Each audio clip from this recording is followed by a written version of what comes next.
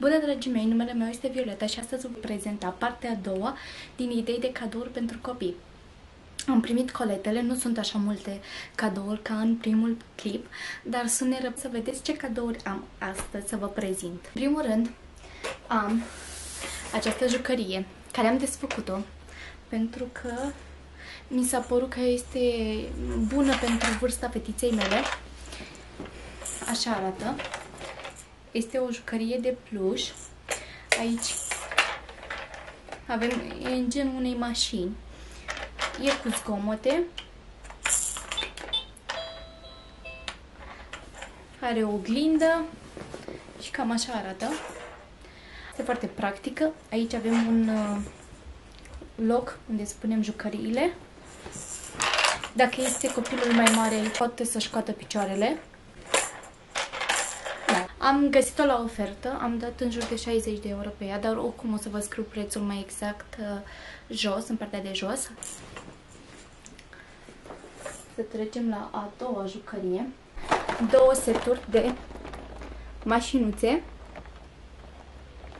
Aveam 4 mai exact, 2 le-am făcut cadou, 2 le-am păstrat pentru Mati. Sunt niște mașinuțe, un ATV, nu știu exact, un avion aici, camion. Sunt super drăguțe și ideale pentru Moș Nicolae. Trecem mai departe la această mașină. Cam așa arată. Tot așa am găsit-o la reducere.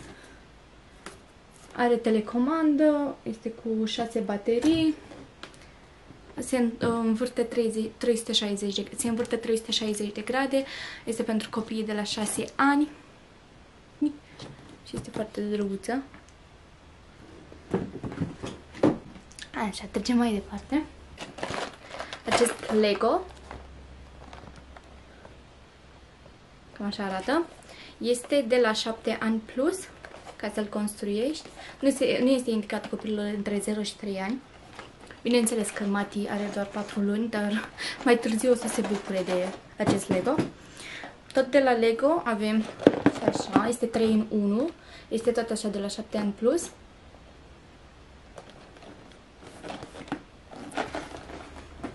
Fiind foarte mic, nu vrem să-i luăm doar jucării cu zgomot și am spus că mai târziu oricum o să se bucure, le rămân împachetate și mai târziu o să se bucure de ele.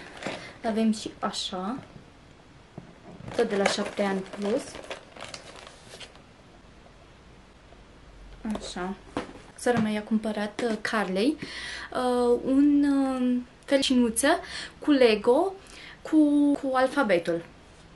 Și are două, o să vă atașez o poză aici. Și i-am găsit și asta. Și sigur o să se bucure foarte mult. E de la 2 ani plus, e tot de la Lego. Și ne-am bucurat că am găsit-o, ca să-i fac completare la setul care îl are. Și asta este... Și asta am căutat-o foarte mult. Am găsit-o inițial la o reducere, dar totuși mi s-a părut scumpă. Și am așteptat altă reducere, dar din păcate n-a venit. Și este foarte interesantă. Are 60 de melodii. Da, este foarte interesantă. Poți să numeri, are forme, are ca un fel numerele de la 1 la 4. Este recomandată între 12 și 36 de luni. Și cam așa arată.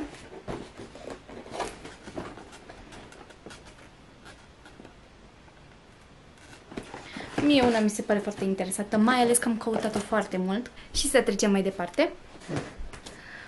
Mi-am adus jucăriile mai aproape și vă arăt acest superb ursuleț.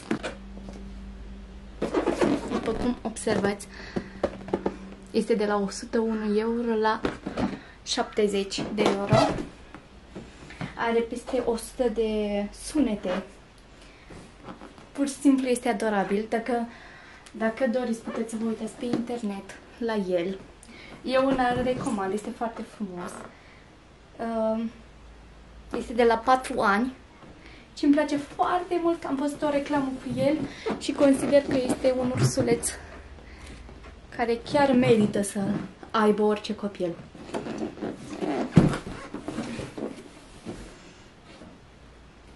Deci acest ursuleț poți să te joci, poți să-i dai să mănânce, râde, poți să dormi cu el. Am văzut foarte mult. Puteți să vă uitați la un clip mai exact să vedeți ce face. Nu știu, mi se pare foarte frumos. L-am luat cu 70 de euro și sunt foarte încântată. Cam așa arată următorul cadou. Are 23 de accesorii. Poți să pui bebelușul aici, să-l hrănești. Ai microunde cu mâncăruri pentru bebeluș. Poți să-l speli. Deci, are pătuți. Poți să spui poza ta personală cu bebelușul. Are lumină, se strânge, este de la 3 ani plus. Și cam așa arată. Nu știu, mi s-a părut un cadou frumos. Ați uitat la vlogul meu, ați văzut cum l-am carat eu de la Interspar. De la Interspar l-am cumpărat. E super drăguț.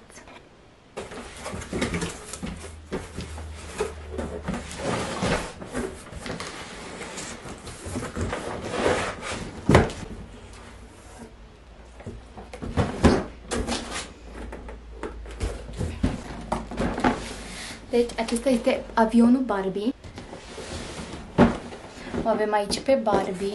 Acest avion Barbie conține 15 piese.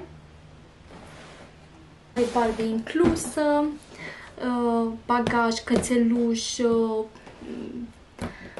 și toate. Să vă arăt exact și piesele acestea. Este un cadou superb pentru copii. Deși este cam scump, eu sper ca nepoțica mea să se bucure de el. Pentru că eu cred că a fost cu minte dacă primește cadoul acesta. Este un cadou care ne l-am dorit mult. Este recomandat copiilor de la 3 ani. Este destul de mare, după cum observați.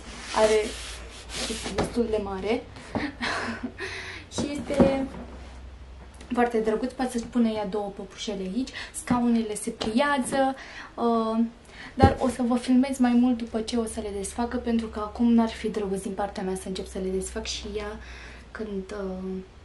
când o să primească cadoul să fie deschis. Deci cadoul acesta o să-l desfacă de Crăciun. Este practic un autobuz cu sandvișuri. M-am gândit că o să se joace fetele cu el. Așa. Are 125 de melodii, are peste 20 de accesorii și este recomandat copiilor între 18 și 36 de luni. Când am luat acest cadou, că o fetiță poate să vândă și cealaltă fetiță să cumpere și apoi să schimbe rolurile. Bineînțeles când o să fie mai mari. Deci cam așa arată acest cadou. Este o măsuță de machiaj, este recomandat copiilor între 3 și 8 ani. Este pentru prințese. Arăt cum este cam așa. L-am desfăcut ca să verific dacă este totul în exterior. Dar mai mult nu pot să vă arăt decât o poză cum arată asta, cum arată el.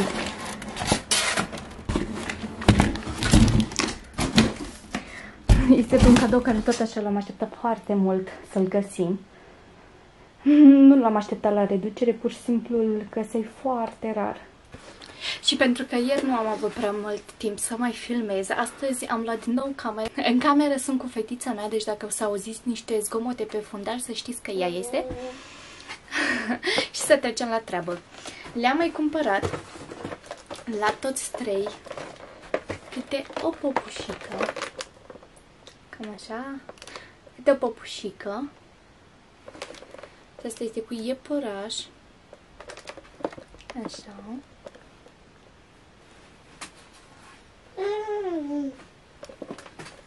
Nu este recomandat copiilor între 0 și 3 ani.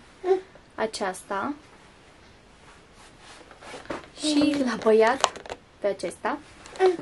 Sunt super drăguțe. Pe poatei mele i-am luat niște cărți cu Spirit, pentru că îl adoră.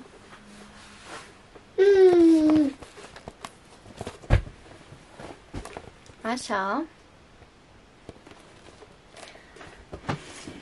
Băiatului i-am luat un joc cu polițai. Tot așa, nu este recomandat copiilor între 0 și 3 ani.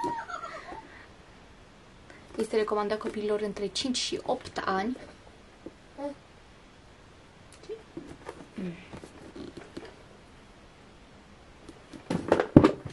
Și acum câte un advent calendar.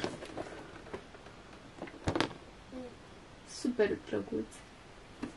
Este de la 3 la 8 ani, cu 24 de căsuțe. Și abia aștept să-l deschidă.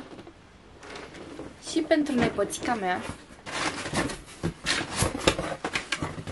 îl am încă împachetat.